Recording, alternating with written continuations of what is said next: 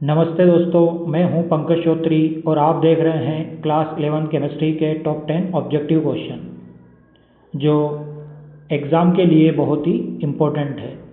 हमने आपके लिए आपकी बुक से हर एक टॉपिक से लगभग 10 प्रश्नों को निकाला है और वही प्रश्न आपको लगभग एग्ज़ाम में मिल जाते हैं या ऐसे इम्पोर्टेंट टॉपिक जहां से प्रश्न बनाए जाते हैं उनमें से हमने कुछ इम्पोर्टेंट प्रश्न बनाकर आपके लिए हम लाए हैं।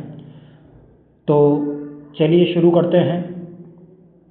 प्रश्न है कि कक्षा में अधिकतम कितने इलेक्ट्रॉन हो सकते हैं।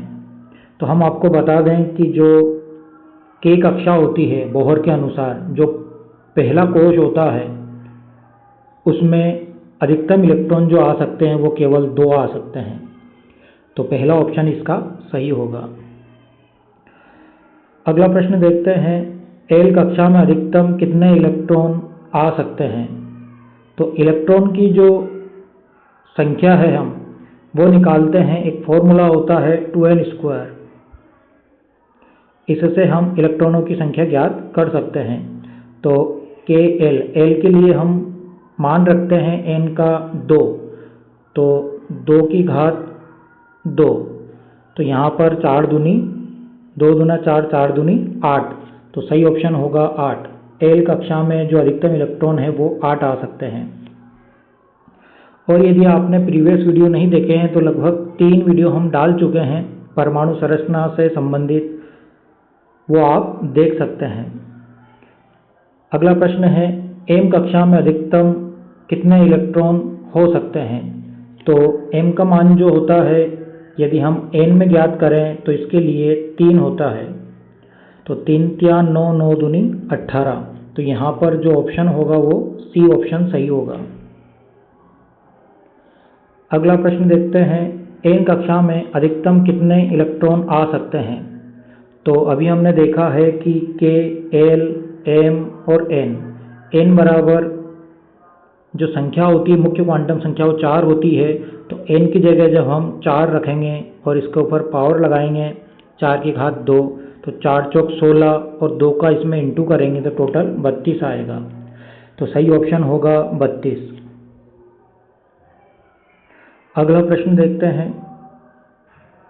इलेक्ट्रॉन की अधिकतम संख्या का निर्धारण करने के लिए कौन सा सूत्र प्रयोग किया जाता है।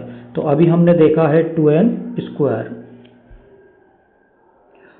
अगला प्रश्न है, यदि n बराबर 3 हो तो अधिकतम इलेक्ट्रॉनों की संख्या कितनी होगी। तो अभी हमने देखा है कि यदि n बराबर 3 है तो 3 3 9 और 9 दूनी 18। 2n² से ये हम निकाल सकते हैं। तो यहाँ पर सही ऑप्शन होगा बी। अगला प्रश्न देखते हैं, यदि n बराबर 4 हो तो अधिकतम इलेक्ट्रॉन की संख्या क्या होगी। तो 4 चौक 16, 16 दूनी 32। सी ऑप्शन इसका सही होगा।